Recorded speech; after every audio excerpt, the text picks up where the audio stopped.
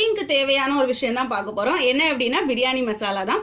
நான் எக் பிரியாணி பண்ணப்போ சரி ஒரு மட்டன் பிரியாணி பண்ணப்போ சரி நான் அதுல சொல்லியிருந்தேன் லைக் உங்களுக்கு பிரியாணி மசாலோட ரெசிபி வேணா என்கிட்ட சொல்லுங்க அப்படின்னு சொல்லியிருந்தேன். ஸோ என்கிட்ட கேட்டதுனால நான் வந்து இதை உங்களுக்கு இன்னைக்கு எப்படின்னு காட்டுறேன். இன்னைக்குமே பிரியாணில வந்துட்டு ஓவரா மசாலா ஆட் பண்ணாதான் நல்லா இருக்கும் அப்படின்னு வந்து நினைக்காதீங்க. ஏன் அப்படின்னா நீங்க ரொம்ப அந்த பொடி இந்த பொடின்னு ரொம்ப போட அந்த ரைஸ் வந்துட்டு உங்களுக்கு லைக் அந்த கிளேசிங்கா இருக்காது, எப்படி சொல்ல, ஸ்டிக்கியா ஆயிடும்.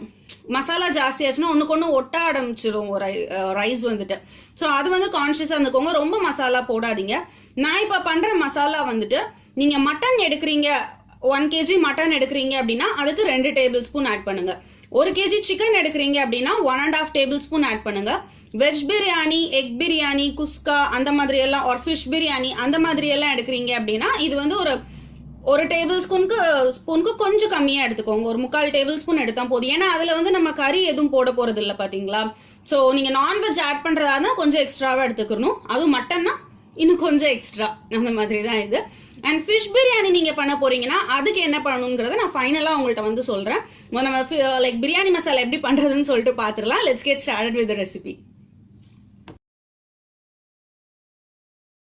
பிரியாணி மசாலாக்கு ஒரு பேன் ஹீட் பண்ணிட்டு அதுல நான் வந்து 2 டேபிள் ஸ்பூன் ஸ்டார் அனிஸ் எடுத்திருக்கிறேன், அன்னாச்சி பூ இது. அதுக்கப்புறம் இதுல ஒரு 5 to 6 பே லீஃப் எடுத்திருக்கிறேன். இந்த பே லீஃப் இது பிரிஞ்சி இலைன்னு சொல்லுவாங்க. அண்ட் கொஞ்சம் பட்டை, இதுல வந்துட்டு ஒரு 3-4 ஸ்டிக் இருக்கு பட்டை இது. அண்ட் ஜாதிக்காய் 3 ஜாதிக்காய் எடுத்திருக்கிறேன். அண்ட் தென் ஒரு 2 டேபிள் ஸ்பூன் தனியா, மல்லி இருக்குல்ல அது. அண்ட் தென் ஒரு 5-6 காஞ்ச மிளகா, நீல மிளகா எடுக்கிறீங்கன்னா அதுவும் ஒரு 4 மிளகா எடுத்துக்கோங்க, 4 மிளகா. அண்ட் கொஞ்சம் ஏலக்காய், இதுல வந்துட்டு ஒரு 3 டேபிள் ஸ்பூன் ஏலக்காய் இருக்கு. And then 1 table spoon pepper corns மிளகு. அண்ட் ஒரு 2 டேபிள் ஸ்பூன் க்ளோவ்ஸ், இது கிராம்பு 2 டேபிள் ஸ்பூன்.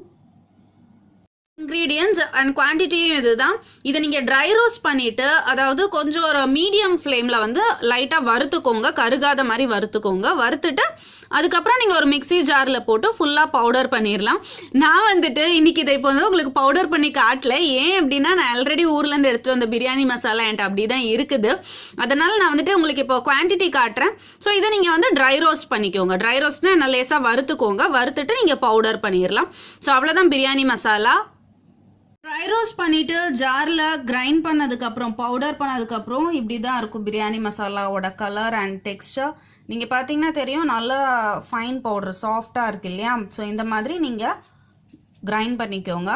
ஃபிஷ் பிரியாணி அப்படின்னா என்ன பண்ணலாம் அப்படின்னு, ஃபிஷ் பிரியாணி நீங்க பண்றீங்க அப்படின்னா அந்த ஃபிஷ்ஷோட அந்த ஸ்மெல் போறதுக்கு வந்துட்டு நீங்க இந்த பவுடரோட ஒரு லைக் இந்த மசாலாவோட ஒரு டேபிள் ஸ்பூன் இல்ல 2 டேபிள் ஸ்பூன் சான்ஃப் இருக்குல்ல, சோம்பு இருக்குல்ல, அதை வந்து லேசா ட்ரை ரோஸ்ட் பண்ணிட்டு இதோட பவுடர் பண்ணிருங்க. அப்படின்னா ஃபிஷ்ஷோட அந்த ஸ்மெல் வந்து உங்களுக்கு போயிடும் ஃபிஷ் பிரியாணி பண்ணும்போது. ஸோ அதுதான் எனக்கு ஃபைனலாக கொடுக்கும் ஒரு சின்ன டிப்.